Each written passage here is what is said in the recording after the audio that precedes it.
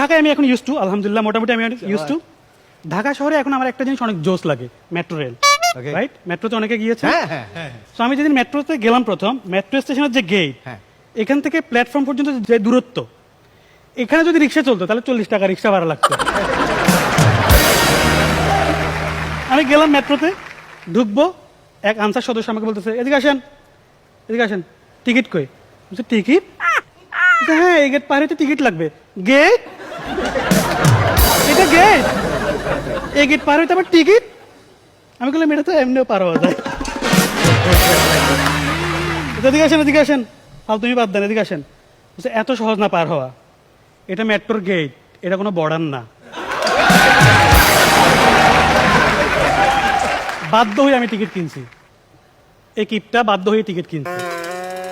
টিকিটের যে লম্বা লাইন, টিকিট কিনতে কিনতে আমার হিসু পেয়ে গেছে। মেট্রো স্টেশনে কিন্তু উপরে ওয়াচ থাকে, আমি হিসু করতে ঢুকবো, এক মহিলা বলতেছে এদিকে আসেন, টিকিট দেখান। আমি তো বলছি এই যে টিকিট। বলছে এই টিকিট এখানে চলে না, 10 টাকা দেন। 10 টাকা নিল, আরেকটা টিকিট দিল। আমি সিস্টেম, আমি আগের টিকিটটা ফেলে দিছি। এই টিকিট দিয়ে ওয়াশ করলাম, ওয়াশ শেষ করে ট্রেন আসছে, ট্রেনে উঠবো, গেলাম। এক আনসার সদস্য আবার এসে বলে এদিকে আসেন, টিকিট দেখান। আমি ওয়াশের টিকিটটা দেখাইলাম, বলছে এই টিকিট এখানে চলে না। আরে ভাই, এই টিকিট এখানে চলে না, এই টিকিট এখানে চলে না, এখানে চলেটা কি? বলছে মেট্রো রেল।